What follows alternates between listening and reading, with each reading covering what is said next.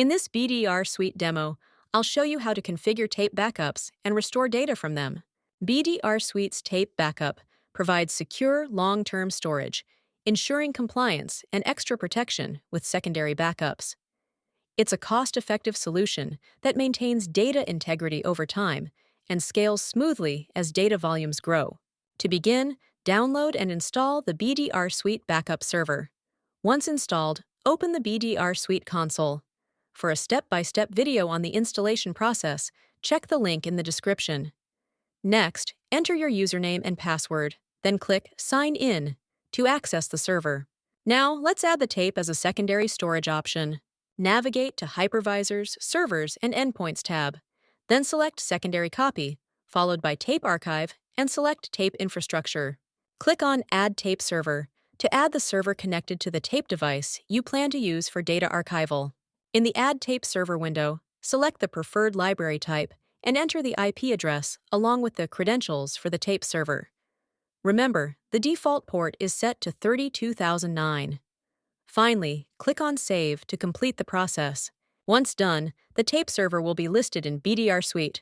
Now, select the added tape server to use the Edit, Remove, Inventory, and Rescan options. Now, let's explore the configuration of tape archive jobs. To start, navigate to Secondary Copy, Tape Archive, and select Configure Tape Archive Job. Select the jobs for tape backup. Next, select the media pool. If no media pool has been added yet, click on Add Media Pool to create one. In the Add Media Pool window, select the media or libraries to create a pool. Provide a name for a media pool. Now review the configuration and click on Add. Now select the media pool from the list. Now select the sheet holding frequency. BDRSuite offers flexible backup scheduling options. Select the backup frequency for incremental backups. For this demo, I've configured daily backups at 9 p.m. Only the initial backup is full. After that, it's forever incremental backups. Finally, review your backup job configuration. To run the backup job immediately after setup or to reschedule the tape archive job in case of failure, simply check the corresponding boxes and click Save. Click OK on the confirmation dialog.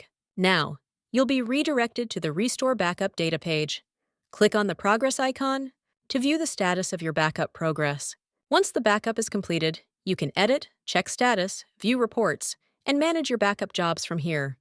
Click the report icon to view the backup job level report. Now, let's go over the recovery options available for tape. To start, navigate to Secondary Copy, Tape Archive, list tape archive jobs. Then, click the Restore button located next to the backup job you wish to recover. First, select the host you want to restore. Then set the restore type to Download Disk. You'll have the option to download backup disks in various formats like VHD, VHDX, VMDK, Flat VMDK, and RAW file formats, enabling smooth restoration across different environments. Choose the restore point from which you wish to recover the data and click Next to proceed. Next, choose the host you wish to restore and click on the folder icon to select the target location. Choose the target location to download your backed up data. You can select either a local drive or any network-shared drive mapped to the BDRSuite backup server. Choose one of the virtual file formats to download your backup. In this video, I've chosen to download the virtual disk in the VHD format. Finally, review the recovery configuration and click Restore. Click on OK Proceed to initiate the restore. Now, you will be redirected to the List Tape Archive Job page. Click on the progress icon to view the status of the restore process. Then, click on the Report icon to open Restore Report page. Click on the More icon to view the Restore Report. Now, it's your time to try it out. Visit our website to start your 30-day free trial. And if you need any assistance, contact BDRSuite support.